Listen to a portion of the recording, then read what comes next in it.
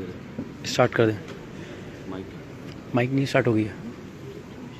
یہ دکھائیں گے. بسم اللہ الرحمن الرحیم. ابھی ہم آپ کو دکھائیں گے ترکی کے ایک بہت بڑے عالم ہیں, شام کے ایک بہت بڑے عالم تھے, علامہ زاہد الکوثری.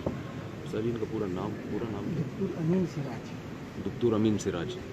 تو شام کے بہت بڑے عالم گزرے ہیں علامہ زاہد الکوثری. مدارس کے طلبہ ان کو جانتے ہیں, ان کے شاگرد ہیں یہ, اور بہت ہی بڑے عالم ہیں. ان کے نام کی یونیورسٹی بھی بنائی ہے طیب اردگان نے, اور یونیورسٹی ان کے حوالے کی ہے.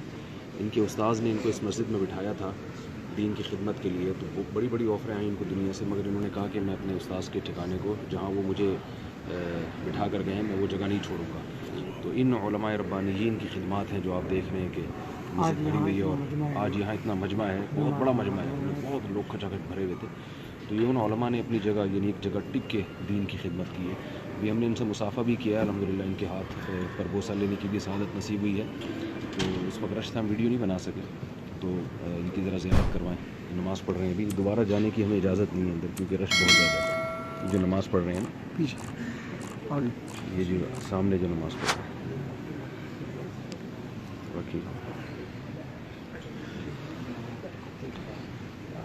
ٹھیک ہے.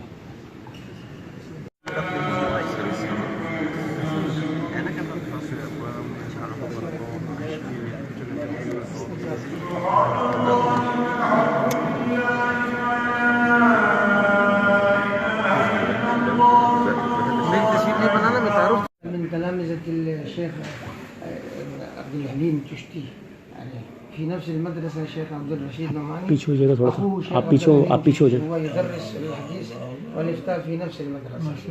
نريد منكم إجازة الحديث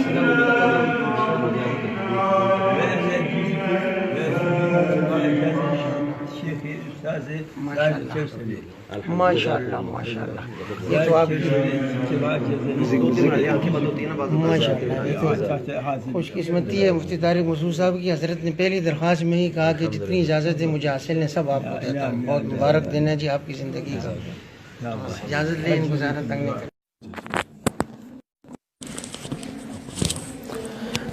بسم اللہ الرحمن الرحیم. ابھی ہم سلطان محمد فاتح کی قبر پہ ہیں. تھوڑا سا سلطان محمد فاتح کا تعارف ہو جائے, بلکہ اس سے پہلے استنبول جو قسطنطنیہ کہا جاتا تھا اس کو پھر اسلام بول کہا جانے لگا. رسول اللہ صلی اللہ علیہ وسلم نے اس شہر کے بارے میں خوشخبری دی تھی کہ فرمایا نبی صلی اللہ علیہ وسلم نے, صحیح حدیث ہے کہ جو قسطنطنیہ فتح کرے گا اسے جنت کی آپ صلی اللہ علیہ وسلم نے بشارت دی ہے.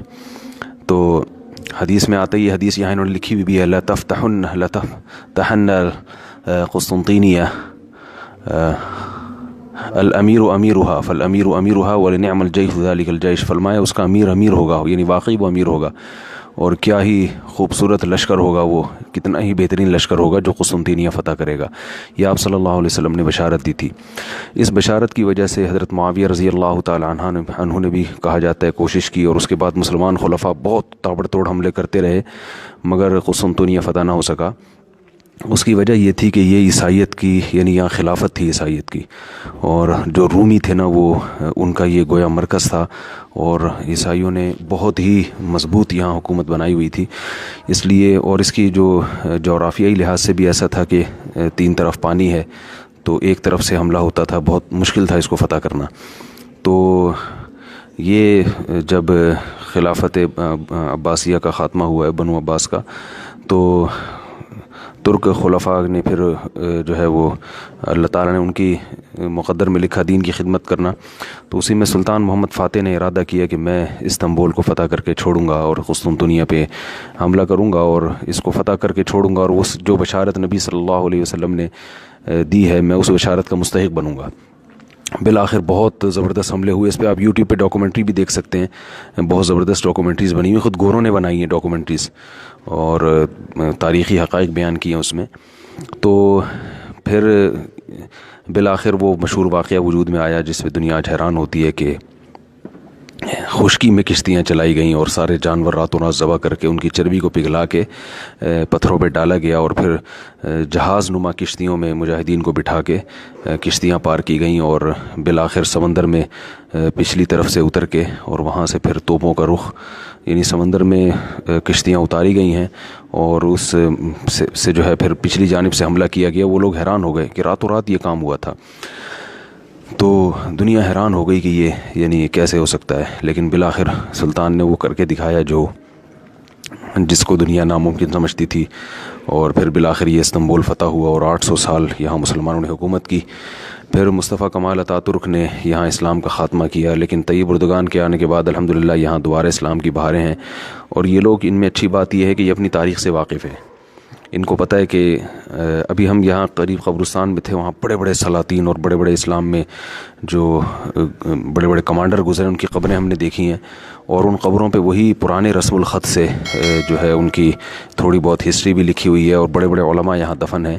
اور یہ سلطان محمد فاتح کی قبر ہے. اللہ تعالیٰ ان کی مغفرت کرے. اور بڑی بات یہ ہے کہ ہمارے نوجوانوں کو اپنی ہسٹری سے کچھ واقفیت عطا کرے تاکہ ان کو پتہ چلے کہ ہمارا ماضی کیا تھا اور ہم اب جا کس طرف کو رہے ہیں.